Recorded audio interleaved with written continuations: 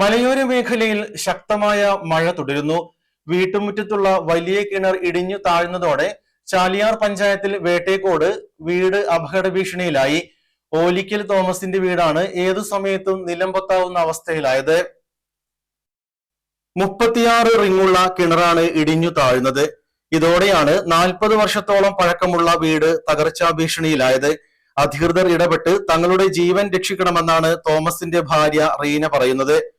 35 അടി റിങ്ങുണ്ടായിരുന്നു. ഇപ്പം ഗർഭനെ കാണാനില്ല.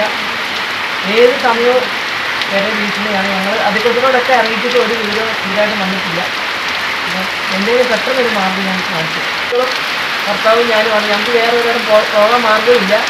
ഏത് സമയം ഞങ്ങൾ ജീവനെ തിരിച്ചു വെക്കുകയാണ്. ഇത്രയും പെട്ടെന്ന് തീരുമാനമാണ്.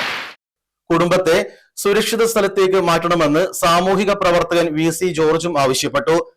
3 മക്കളും ഭാര്യയും ഭർത്താവും താമസിക്കുന്ന ഈ വീടാണ്. പഴയ കാലത്ത് വീടുമാണ്.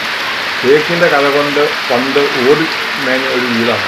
ആ വീടിനോട് ചേർന്നാണ് ഈ കിണറിരിക്കുന്നത്. 36 റിങ്ങുള്ള കിണർ സൈഡിടിഞ്ഞ് കിണർ താഴോട്ട് പോയി ആ റിങ്ങൊന്നും കാണാൻ പോലുമില്ല.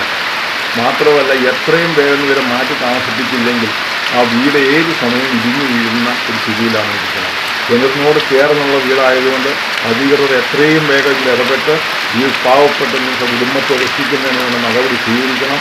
അല്ലെങ്കിൽ വലിയ അപകടം ഉണ്ടാകും. അതിന് വേണ്ട ശക്തമായ നടപടി പഞ്ചായത്ത് ഉൾപ്പെടെയെടുക്കാൻ മുന്നോട്ട് വരണമെന്നാണ് എനിക്ക് പറയാനുള്ളത്. വില്ലേജ് അധികൃതർ സ്ഥലം സന്ദർശിച്ച് കുടുംബത്തെ അടിയന്തരമായി മാറ്റിപ്പാർപ്പിക്കാൻ പഞ്ചായത്ത് അധികൃതർക്ക് നിർദ്ദേശം നൽകിയിട്ടുണ്ട്.